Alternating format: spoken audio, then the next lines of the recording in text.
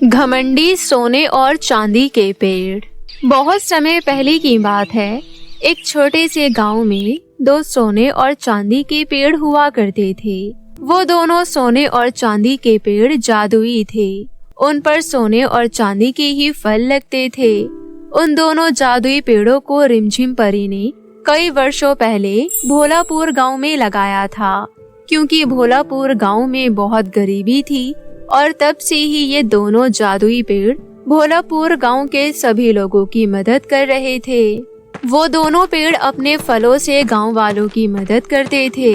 वो लोग बारी बारी से गांव वालों को अपने फल देते थे। सप्ताह में 3 दिन चांदी का पेड़ गांव वालों की अपने फलों से मदद करता था और सप्ताह में 3 दिन सोने का पेड़ अपने फलों से गांव वालों की मदद करता था। और रविवार के दिन दोनों पेड़ आराम करते थे। उनका यही दिनचर्या बहुत समय से चला आ रहा था। उन दोनों जादुई पेड़ों के पास ही एक बरगद का पेड़ भी था। वो बरगद का पेड़ बूढ़ा हो चुका था और अब वो काफी उदास रहा करता था, क्योंकि गांव वाले केवल सोने और चांदी के पेड़ की आरती करते थे और उन्हीं से बातें करते थे। यहाँ तक कि सोने और चांदी के पेड़ भी बरगद के पेड़ को भाव नहीं देते थे।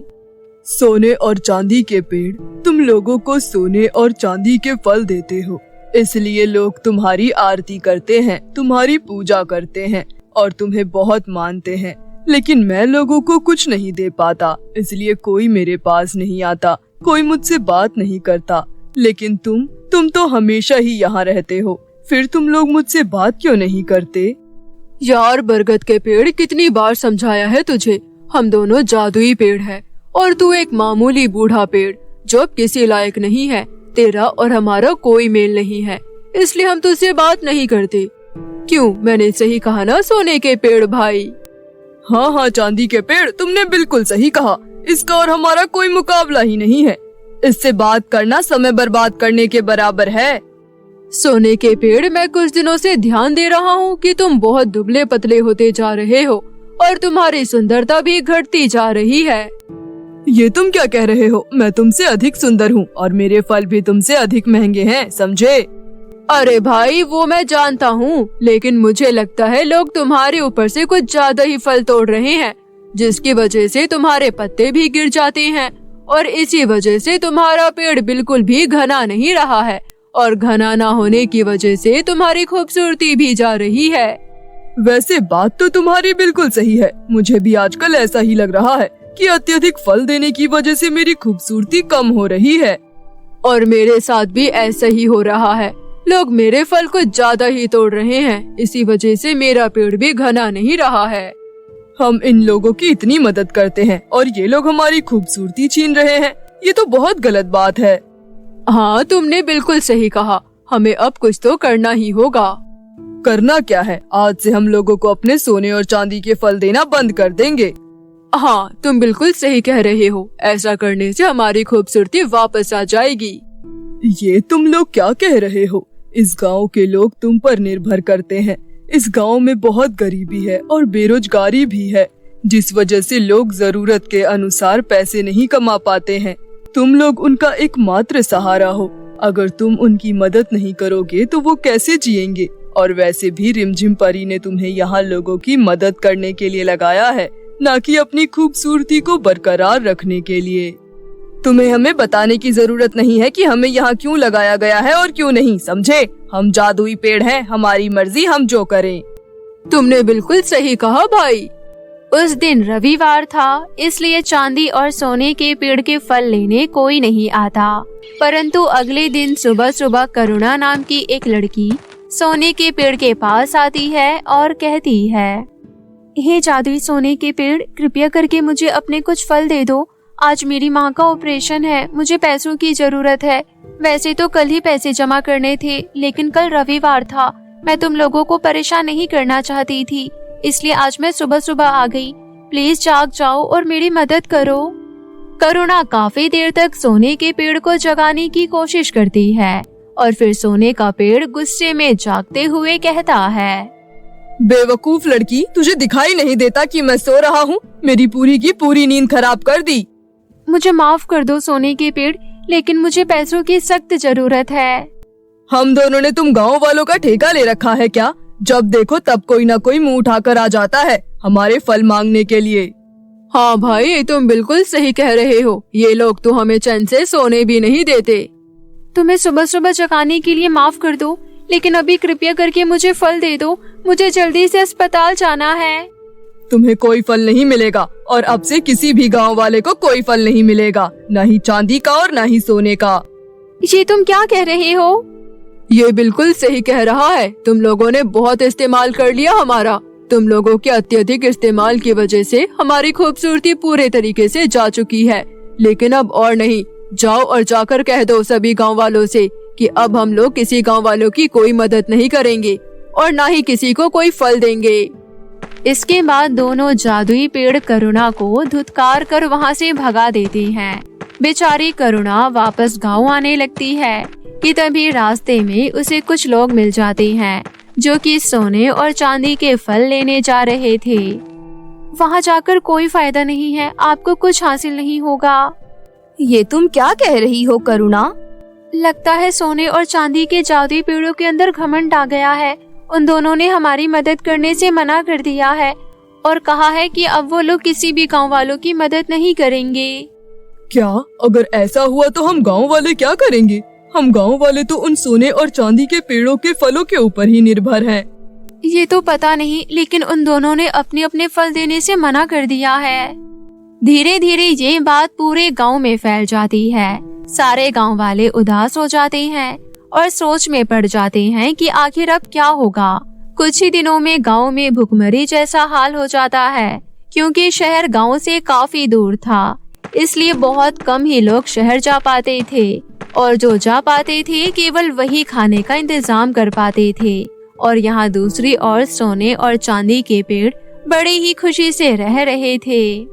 देखा भाई, मेरी खूबसूरती 4 गुना बढ़ गई है। मेरे ऊपर लगे हुए फल ऐसे चमक रहे हैं मानो मैंने अपने ऊपर कई सारे सूरज रख लिए हों। तुम बिल्कुल सही कह रहे हो। और मेरे पेड़ को देखो, मेरा पेड़ ऐसा लग रहा है जैसे मैं ढेरों चांद अपने ऊपर लगा लिया हो। कोई बहुत दूर से देखकर भी हमें हमारी चमक की वजह से हमारी पहचान कर सकता है। और होता भी बिल्कुल वैसा ही है। भोलापुर गांव के ऊपर से मीना और हसीना नाम की 2 चुड़ैलें गुजर रही होती है, जो कि सोने और चांदी के पेड़ की तलाश में होती है। हमारे गुरुजी ने तो इसी गांव का पता बताया था। हमें वो सोने और चांदी के पेड़ इसी गांव में मिलेंगे।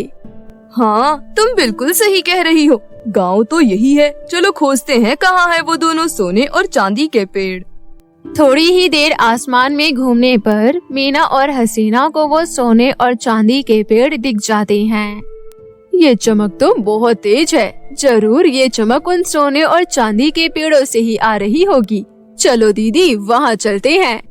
इसके बाद दोनों चुड़ैलें वहाँ पहुँच जाती है।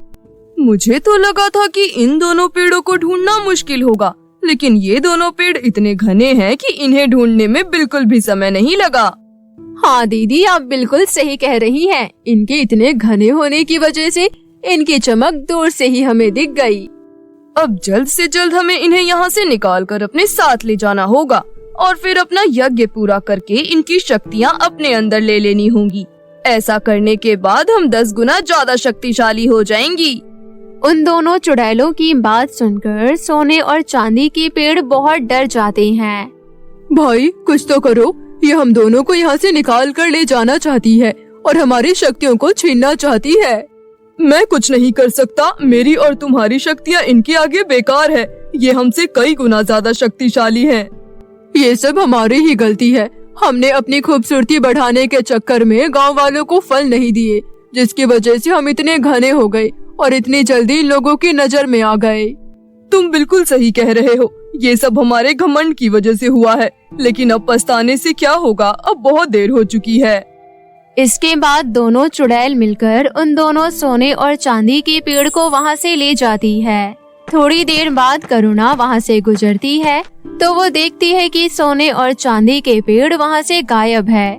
इसलिए वो बरगद के पेड़ के पास आती है और पूछती है। बरगद का पेड़ कहता है, यहाँ 2 चुड़ैल आई थी और वो दोनों सोने और चांदी के पेड़ को अपने साथ ले गईं। वो कह रही थी कि वो उन दोनों पेड़ों की शक्तियाँ छीनकर उन्हें मार देगी। हे भगवान, ये तो बहुत ही गलत हुआ। क्या तुम जानती हो कि वो चुड़ैलें सोने और चांदी के पेड़ को कहाँ ले गई है? मैं ज्यादा तो नहीं जानता, लेकिन हाँ, वो चुड़ैलें कह रही थीं कि पश्चिम दिशा में जो जंगल है वहाँ कहीं उनकी गुफा है। तुम्हारा बहुत बहुत धन्यवाद बरगद के पेड़। इसके बाद करुणा गांव में जाती है और सभी को ये बात बताती है और सबको सोने और चांदी के पेड़ की मदद के लिए चलने को कहती है। पहले तो सभी गांव वाले सोने और चांदी के पेड़ के व्यवहार की वजह से मना कर देते हैं, परंतु फिर करुणा उन्हें सोने और चांदी के पेड़ से मिली सहायता के बारे में याद दिलाती है। इसलिए सभी गांव वाले मान जाते हैं और पश्चिम दिशा के जंगल की तरफ चल पड़ते हैं। वो लोग काफी देर तक चलते रहते हैं। वो लोग चलते चलते थक भी जाते हैं, लेकिन वो रुकते नहीं हैं। और फिर तभी करुणा को एक जादुई गुफा दिखाई देती है और वो लोग उस गुफा के अंदर जाते हैं। सभी लोग पत्थर के पीछे छुप जाओ, वो दोनों चुड़ैलें आगे ही है। करुणा देखती है कि गुफा के एकदम अंदर सोने और चांदी के पेड़ रो रहे हैं और उनके सामने दोनों चुड़ैल खड़ी खड़ी हंस रही है। अब रोने से कुछ नहीं होगा, तुम दोनों की बलि तो चढ़कर रहेगी, और वो भी आज के आज ही।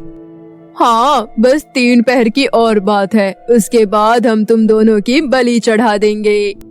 करुणा जानती थी कि वो दोनों चुड़ैलें बहुत ज्यादा शक्तिशाली है, इसलिए वो उनका सामना ऐसे नहीं कर सकती।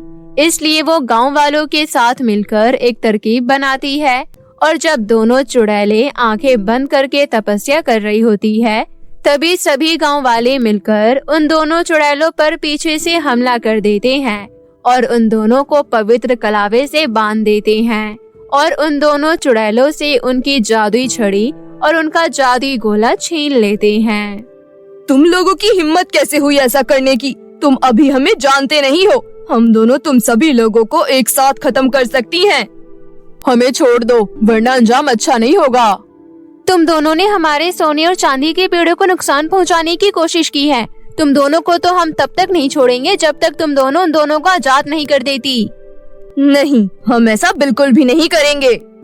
मैं जानती हूँ तुम दोनों की शक्तियाँ छड़ी और इस जादुई गोले में है। अगर तुम लोगों ने हमारी बात नहीं मानी तो हम गांव वाले इस छड़ी और इस जादुई गोले को नष्ट कर देंगे। करुणा की ये बात सुनकर दोनों चुड़ैलें डर जाती है और वो सोने और चांदी के पेड़ को आजाद कर देती है। सभी गांव वाले जानते थे कि वो दोनों चुड़ैलें बहुत ज्यादा खतरनाक है, इसलिए गांव वाले उस जादुई छड़ी और जादुई गोले को नष्ट कर देते हैं और वहीं पर उन दोनों चुड़ैलों का भी अंत हो जाता है। इसके बाद सभी गांव वाले मिलकर उन दोनों जादुई पेड़ों को वापस उनकी जगह पर लगा देते हैं, जिसके बाद दोनों ही जादुई सोने चांदी पेड़ गांव वालों से माफी मांगते हैं।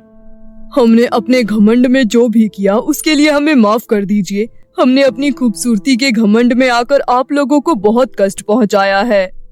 सच में हमने बिल्कुल भी अच्छा नहीं किया। हमारे घमंड की वजह से आप लोगों को बहुत नुकसान पहुंचा है। अगर हो सके तो हमें माफ कर दीजिए। सभी गांव वाले सोने और चांदी के पेड़ से मिली पहले की सहायता को याद करते हैं और फिर उन दोनों को माफ कर देते हैं। इसके बाद सोने और चांदी का पेड़ बरगद के पेड़ से भी माफी मांगते हैं और उस दिन के बाद से तीनों पेड़ मित्र बन जाते हैं और अब सोने और चांदी के पेड़ रविवार को भी छुट्टी नहीं लेते और हमेशा गांव वालों की हंसी खुशी मदद करने लगते हैं। बहुत समय पहले की बात है। बिंदियापुर गांव में सोनाली अपनी 2 छोटी बहन काजल और राधा के साथ एक छोटे सी झोपड़ी में रहती थी। वो तीनों बहनें अनाथ थी। उनके आगे पीछे कोई नहीं था। सोनाली ही जैसे तैसे करके अपनी दोनों छोटी बहनों का पेट पालती थी। उनके दिन ऐसे ही गरीबी में बीत रहे थे। एक दिन सोनाली कहती है, काजल, राधा, कहाँ हो तुम दोनों? इधर आओ, मेरे पास तुम दोनों के लिए खुशखबरी है। सोनाली की बात सुनकर दोनों सोनाली के पास आते हैं। क्या बात है दीदी, आप तो बहुत ज्यादा खुश लग रही हैं और हमारे लिए क्या खुशखबरी है, बताओ। काजल, राधा, बात ही कुछ ऐसी है, तुम दोनों सुनोगी तो तुम दोनों भी बहुत खुश हो जाओगी। दीदी अगर ऐसी बात है तो जल्दी बताओ ना। हाँ हाँ बताती हूँ। मुझे एक बहुत बड़े घर में काम मिल गया है। तनख्वाह भी बहुत अच्छी खासी है। यूँ समझ लो कि मेरी पहली वाली नौकरी से 2 गुना ज्यादा तनख्वाह मिलने वाली है। इसलिए मैंने तय किया है कि अब से तुम दोनों स्कूल पढ़ने जाओगी। मैं नहीं चाहती कि तुम दोनों मेरी तरह अनपढ़ रहो और लोगों के घरों में काम करो। इसलिए तुम दोनों अभी से तैयारियाँ शुरू कर दो। कुछ दिनों में मैं तुम दोनों का स्कूल में एडमिशन करवा दूंगी। ये तो बहुत अच्छी बात है दीदी। हमें और बच्चों को स्कूल जाता हुआ देखकर बहुत बुरा लगता था। उन्हें देखकर हमारा भी मन करता था कि हम भी स्कूल ड्रेस पहनकर स्कूल जाएं और आपने हमारी वो ख्वाहिश पूरी कर दी। अब बहुत अच्छी है। इसी प्रकार तीनों बहनों में बहुत ही प्रेम था और तीनों हंसी खुशी से रहा करती थी। ऐसे ही एक दिन जब तीनों बहनें बाजार से सब्जी खरीदकर घर लौट रही थी, तभी उन्हें रास्ते में एक बिल्ली घायल अवस्था में दिखी। ये देखकर सोनाली कहती है, अरे इस प्यारी बिल्ली को तो काफी चोट लगी है। लगता है कोई इस बिल्ली को टक्कर मारकर चला गया। अगर ये बिल्ली इसी तरह यहाँ पर पड़ी रही तो ये मर जाएगी। हमें इसे अपने साथ घर ले जाना चाहिए। हाँ दीदी आप बिल्कुल ठीक कह रही हो। इसके बाद वो तीनों बहनें उस बिल्ली को घर ले आती है और बिल्ली के चोट पर मरहम पट्टी लगाकर उसे पीने के लिए दूध देती है। अच्छी देखभाल से बिल्ली धीरे धीरे ठीक हो जाती है। ऐसे ही एक दिन जब सोनाली उस बिल्ली को पीने के लिए दूध देती है तो बिल्ली दूध पीकर घर से बाहर निकल जाती है और भागते भागते वहाँ से चली जाती है। ये देखकर काजल सोनाली से कहती है, दीदी वो बिल्ली भाग रही है, उसे पकड़ लो। कोई बात नहीं काजल, उसे जाने दो। शायद वो अपने घर वालों के पास जा रही है, इसलिए उसे रोककर कोई फायदा नहीं है। ठीक है दीदी। ऐसे ही शाम हो जाती है। तीनों बहनें बैठकर आपस में बातें कर रही होती है। तभी वो बिल्ली वापस वहाँ पर आ जाती है। अरे प्यारी बिल्ली, तुम फिर आ गई। तुम्हें भूख लगी होगी ना, रुको मैं तुम्हारे लिए दूध लाती हूँ। सोनाली दूध लाकर बिल्ली को दूध पिलाती है। बिल्ली दूध पीकर सोनाली को खींचने लगती है, जैसे वो उन तीनों को कहीं ले जाना चाहती हो। बिल्ली के इस हरकत पर सोनाली कहती है, अरे इस बिल्ली को देखकर लगता है ये बिल्ली हमें कहीं ले जाना चाहती है। हमें इस बिल्ली का पीछा करना चाहिए। ऐसा कहकर सोनाली अपने दोनों बहनों के साथ बिल्ली का पीछा करने लगती हैं। बिल्ली जंगल में काफी अंदर आ जाती है। घना जंगल देखकर राधा और काजल घबरा जाती हैं और कहती हैं, दीदी पता नहीं ये बिल्ली हमें कहाँ ले जा रही है। मेरे ख्याल से हमें अब और अंदर नहीं जाना चाहिए। क्या पता ये बिल्ली कोई चुड़ैल हो। हाँ दीदी अब तो मुझे भी डर लग रहा है। ठीक है, हमें अब घर चलना चाहिए। तीनों बहनें ये बातें कर ही रही होती है, तभी वो बिल्ली एक प्यारी लड़की में बदल जाती है। ये देखकर तीनों बहनें डर जाती है। देखा दीदी, मैंने कहा था ना कि ये बिल्ली कोई चुड़ैल है। अब भागो यहाँ से। तीनों बहनें वहाँ से भागने की कोशिश करती है। तभी वो लड़की कहती है, डरो मत, मैं तुम्हें यहाँ नुकसान पहुँचाने नहीं आई हूँ। दरअसल मुझे तुम तीनों की मदद चाहिए। हम भली भांति जानते हैं कि तुम एक चुड़ैल हो और चुड़ैल किसी की सगी नहीं होती। तुम हमें अपने जाल में फंसाकर मारना चाहती हो। सोनाली दीदी चलो यहाँ से। मैं सच कह रही हूँ, मैं यहाँ तुम्हें कोई नुकसान नहीं पहुँचाऊंगी। और मैं कोई चुड़ैल नहीं हूँ, बल्कि मैं एक जादूगरनी की जादुई बेटी हूँ। मेरी माता बहुत बीमार है और वो आप लोगों से मिलना चाहती है। यही उनकी अंतिम इच्छा है। मैं तो बस उनकी अंतिम इच्छा पूरी करनी चाहती थी। कृपया करके मेरी सहायता करिए। नहीं, हमें तुम्हारे साथ कहीं नहीं जाना। नहीं काजल, अगर इनकी माँ को हमारी जरूरत है तो हमें जरूर चलना चाहिए। लेकिन दीदी मेरी बात मानो, कोई भी व्यक्ति अपनी माँ को लेकर ऐसा झूठ नहीं बोलेगा। जादुई लड़की, तुम हमें लेकर चलो अपनी माँ के पास। इसके बाद वो लड़की उन तीनों को जंगल के अंदर बनी एक गुफा में लेकर जाती है, जहाँ उस लड़की की माँ बहुत ही बीमार अवस्था में लेटी होती है। सोनाली उनके पास जाती है और कहती है, क्या बात है अम्मा, आपने हम तीनों से मिलने की इच्छा क्यों जाहिर की? और आप हमें कैसे जानती हैं? हम तो आपको नहीं जानते। बेशक तुम तीनों मुझे नहीं जानते, मगर मैं तुम तीनों को बहुत भली भांति जानती हूँ। बहुत समय पहले तुम्हारे पापा सुरेंद्र मेरे पास जादू सीखने आया करते थे। वो मेरे सबसे अच्छे शिष्य होने के साथ साथ एक अच्छे इंसान भी थे। उन्होंने मरने से पहले तुम तीनों के लिए कुछ दिया था। अब वो समय आ गया है कि मैं वो तुम तीनों को सौंप दूं। ऐसा कहकर अम्मा उन तीनों को एक एक गेंदा का फूल थमा देती है और कहती है, ये लो, यही तुम्हारे पिताजी की अमानत है जो उन्होंने मुझे तुम्हें सौंपने को कहा था। लेकिन ये तो एक साधारण फूल है, इसका हम क्या करेंगे? कुछ दिनों में ये मुरझा जाएंगे। नहीं बच्चों, ये कोई साधारण फूल नहीं है। इस फूल को ले जाकर किसी खुले मैदान में रख देना, फिर ये गेंदा का फूल एक बहुत बड़े गेंदा के फूल घर में बदल जाएगा। उस गेंदा के फूल घर में किसी भी चीज की कोई कमी नहीं होगी। उस घर में रहकर तुम तीनों अपनी पूरी जिंदगी हंसी खुशी से बिता सकती हो। आपका बहुत बहुत धन्यवाद, आपने हमारी बहुत बड़ी मदद की है। हम जैसे तैसे करके अपने घर का गुजारा चला रहे थे, पर अब हम सुख चैन से जी पाएंगे।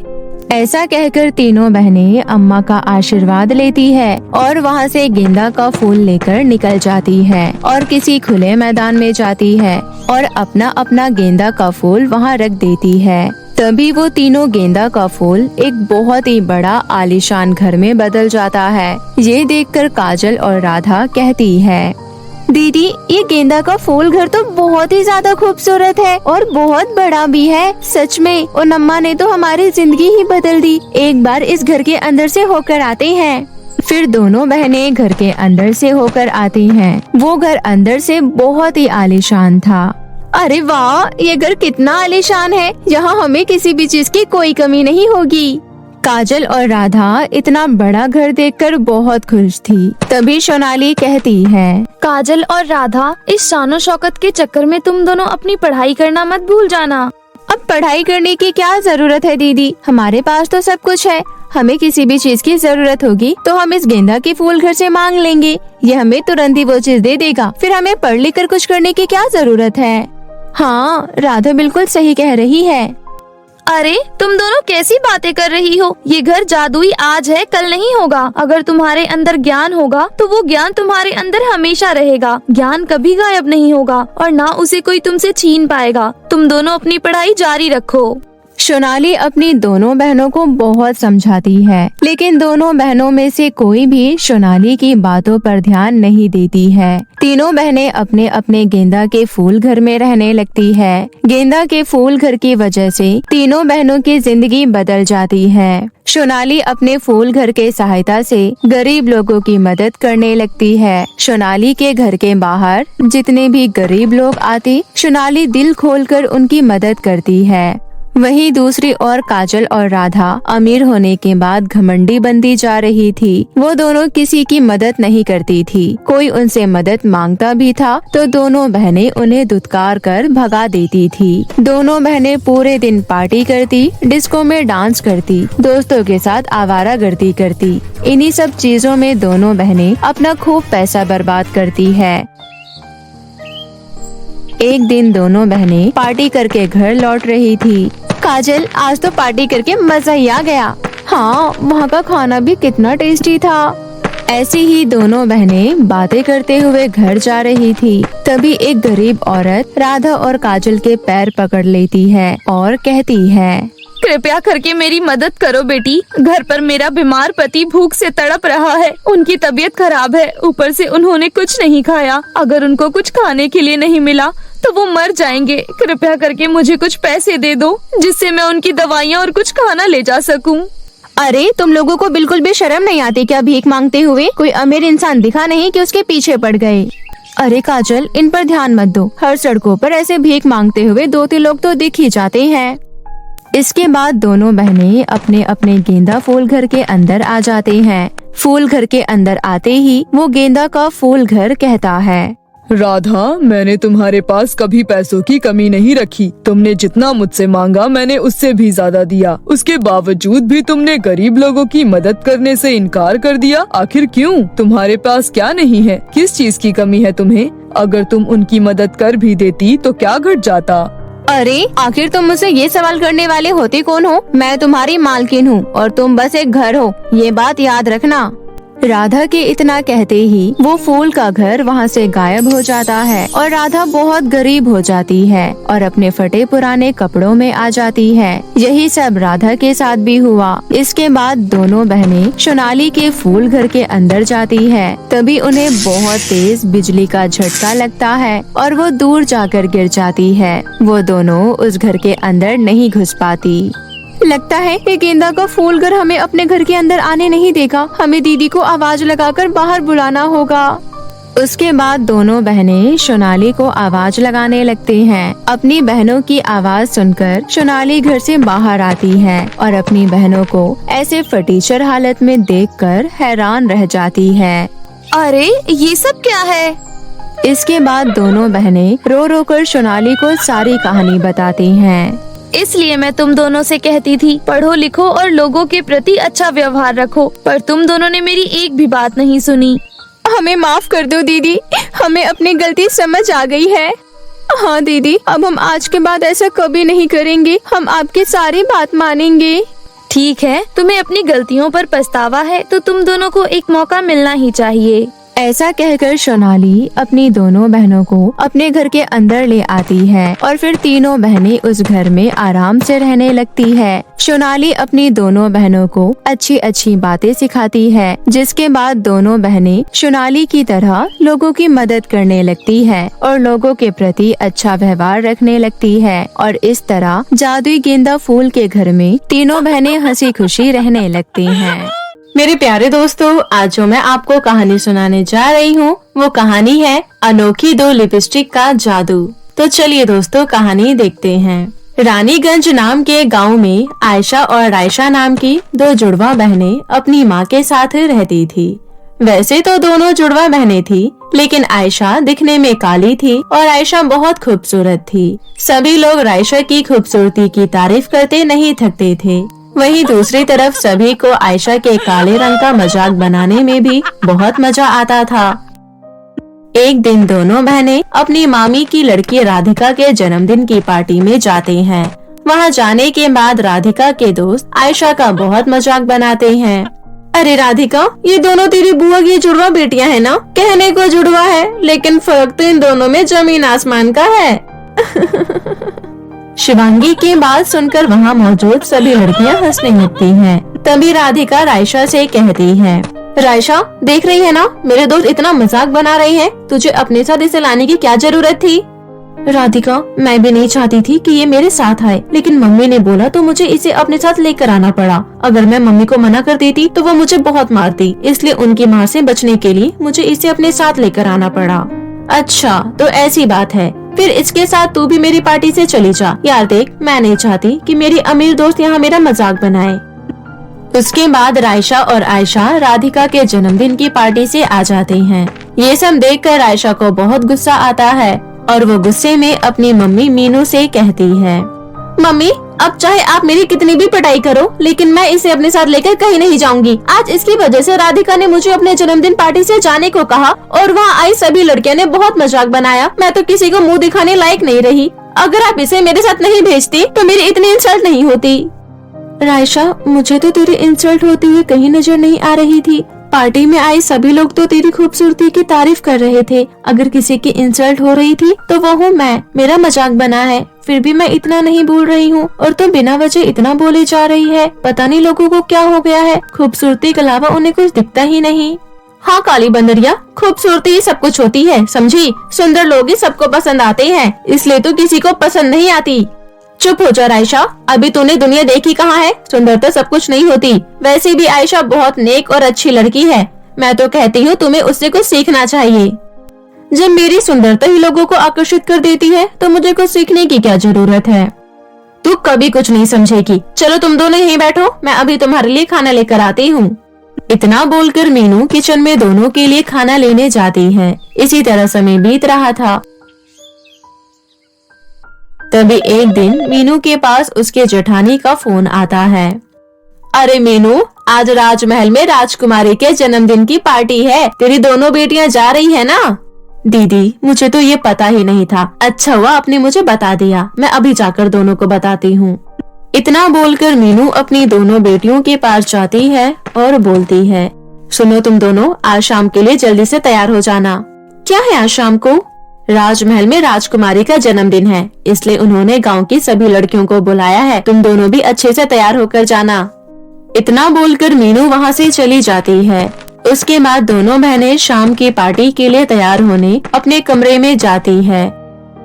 तभी थोड़ी देर बाद हंसते हुए रायशा आयशा के कमरे में आती है और बोलती है अरे कल्लो माई, तू क्यों तैयार हो रही है? तेरे इस काली घटा पर तो कोई मेकअप दिखेगा ही नहीं। रायशा, यहाँ खड़ी होकर मेरा मजाक बनाने से बेहतर होगा कि तू अपने कमरे में जाकर तैयार हो।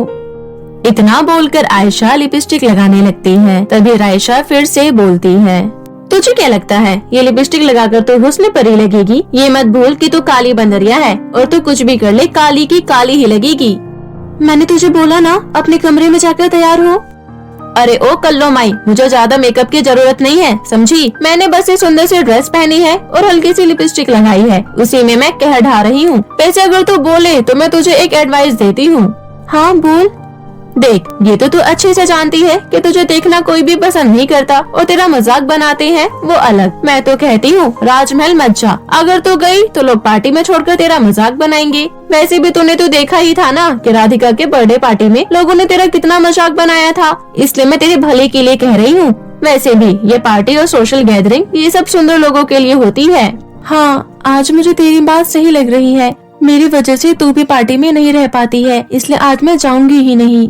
ये सुनकर आयशा बहुत खुश होती है और पार्टी में जाने लगती है। तभी मीनू रायशा से कहती है, रायशा, अकेले कहाँ जा रही है तू? आयशा नहीं जा रही है क्या?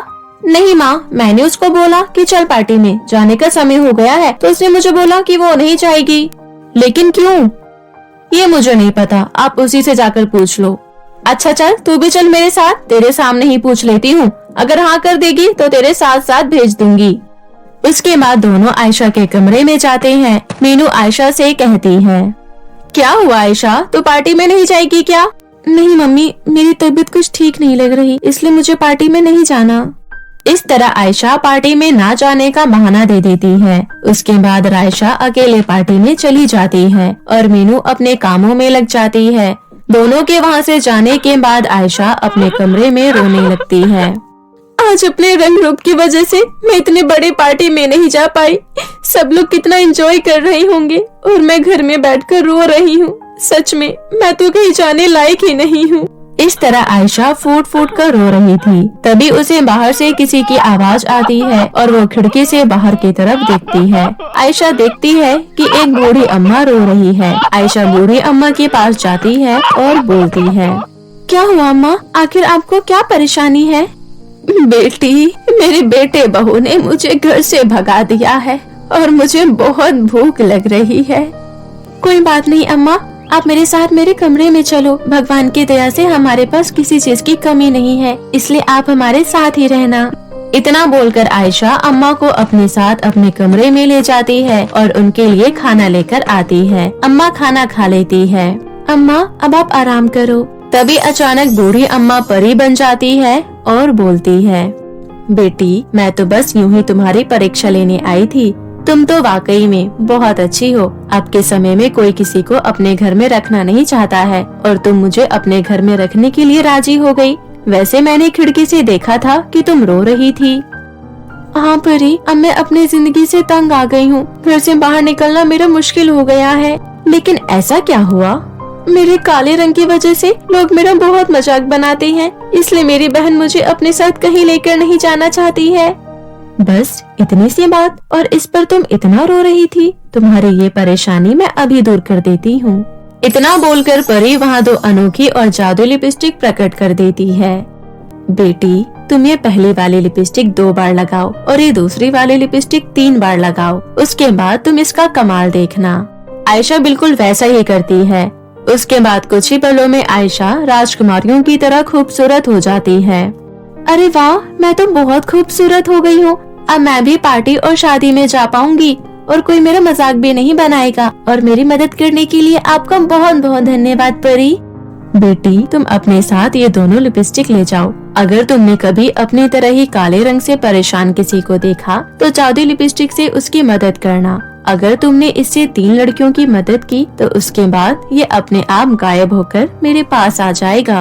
आयशा परी की बात अच्छे से समझ जाती है। आयशा लिपस्टिक के बारे में अपनी बहन और माँ को बताती है।